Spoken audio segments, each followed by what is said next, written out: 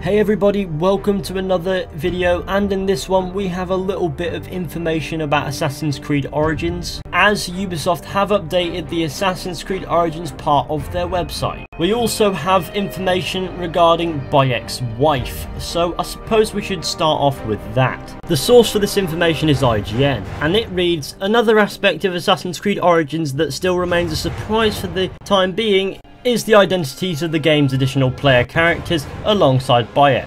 However, one of them could very well be Bayek's wife Aya, who shows up in Memphis after the Apis bull is mysteriously poisoned. Aya has strong ties to Cleopatra in the game, and while Ismail wouldn't confirm or deny whether she will be playable in the final game, he did stress the important role she plays in the game's story. Ismail said that they wanted to show two very powerful characters who are going for the same goal but have slightly different perspectives on how to achieve it.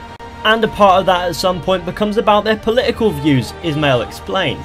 So Aya really believes in Cleopatra at certain points, Bayek does as well but not to the same extent, and he will eventually disagree with some aspects. So Aya is presumably Bayek's wife, and she does seem to be quite involved with politics, especially where Cleopatra is concerned. Also, Ismail telling us that Bayek will eventually disagree with Cleopatra in certain things might help suggest how Cleopatra fell, in the sense that she was killed by an assassin presumably. But all we know is Bayek's assumed wife Aya is a fairly big character in the game. Whether or not she's playable is still yet to be discovered. Moving on, here is an official Assassin's Creed Origins wallpaper that was just released at Gamescom, where we can see characters such as Julius Caesar, Cleopatra, and is it Ptolemy the 13th, or however you pronounce that? That's a brain buggerer. And you have the masked ones at the top, which are obviously the early Templars.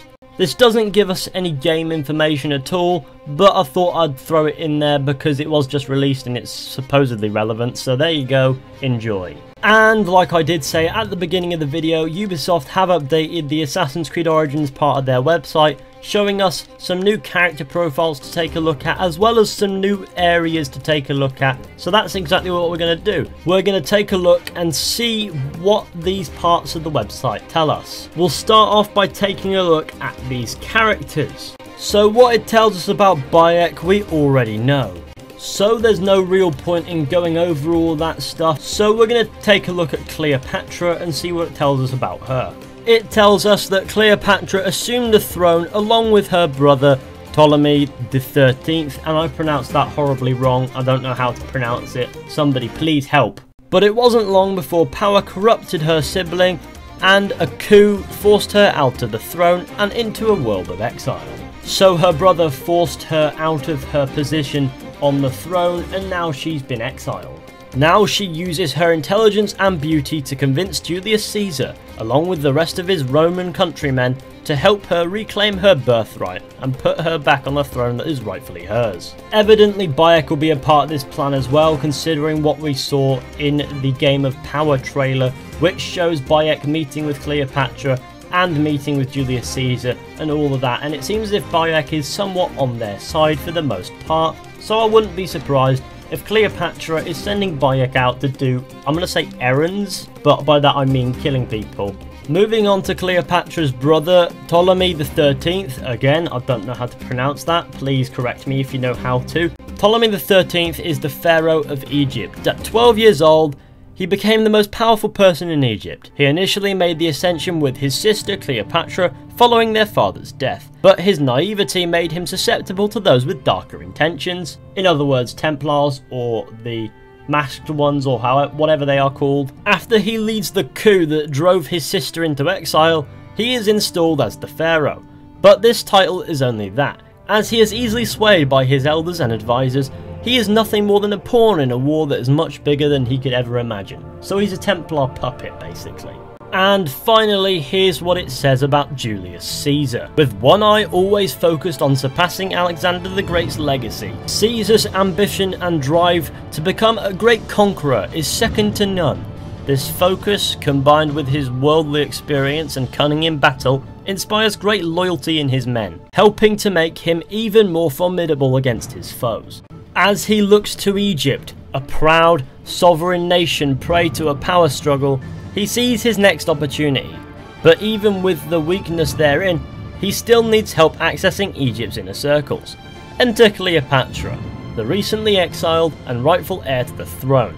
With this new ally, Caesar may just be unstoppable. So what I can gather from this is Julius Caesar wants to conquer Egypt to further his own ambitions and surpass Alexander the Great's legacy. Basically, he looks up to Alexander the Great, some idol of his, and he wants to go ahead and conquer Egypt. So that's what it says about those characters. Now, it's not much, but it wasn't on the website before, and I thought I'd give it a cover just to know who's on whose side, and it seems as if it's a bit more complex than that. The website has also updated the locations and designed it into a nice little map.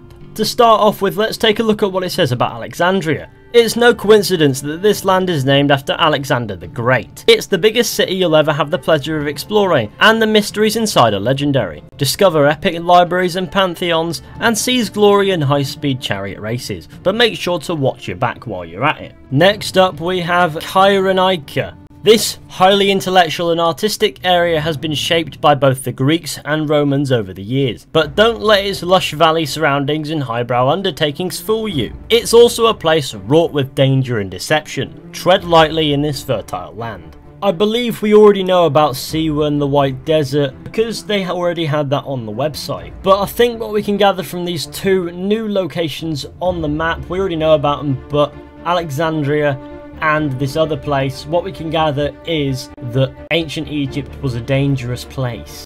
And it seems as if an assassin bureau and elephant war has been spotted, according to White 24 Room, who's at Gamescom at the moment, I do believe. So I suppose this means that we'll be seeing assassin bureaus in Assassin's Creed Origins, as well as elephant wars, which can only mean one thing: big elephants going at it with big weapons and killing things.